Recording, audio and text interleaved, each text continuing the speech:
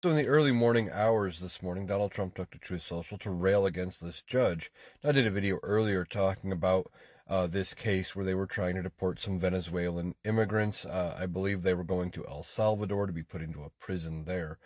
I could be wrong about that, but anyway, they were trying to deport these Venezuelans, claiming they were gang members and dangerous criminals, etc. And they tried to use the 1798 law to do it. And the judge had initially said, hey, wait a minute, we're putting a pause on this. Well, Donald Trump doesn't like that, of course. He doesn't like any pushback from anything he's trying to do. Well, he took to Truth Social this morning while he was thinking about it, because that's what he does in the early morning hours. And he's calling for the impeachment of this judge because the judge sided against him. And this isn't the first judge they've talked about impeaching. Almost all of the ones that Donald Trump doesn't like are the ones that have sided against him. And Elon Musk has called for certain judges to be impeached and things like that. Well, John Roberts, the Chief Justice of the Supreme Court, has come out and rightfully said that calling for impeachment of a judge when you disagree with their position is not the way to go.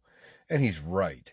That's the thing with Donald Trump. He's only doing this because he knows impeachment is a way to remove them, and he only knows that because he was facing impeachment twice. If he never would have been impeached, I don't think he would know what that word meant. He's only calling for it because he's not getting his way. He's like a petulant little child. He's like a toddler.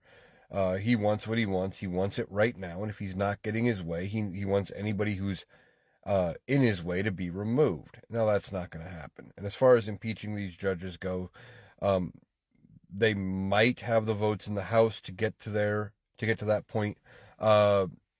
But they can only lose like one or two votes in the House. No Democrat would vote for it in the House. So they lose one or two Republicans and it doesn't even pass. It's a waste of time. Now, Republicans are good at wasting time. We've seen that before. But if it gets to the Senate, they need 67 senators to agree to remove this federal judge.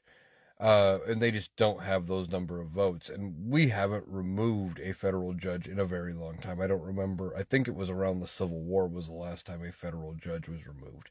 I could be off on my time frame, but we've rarely successfully impeached and removed a judge.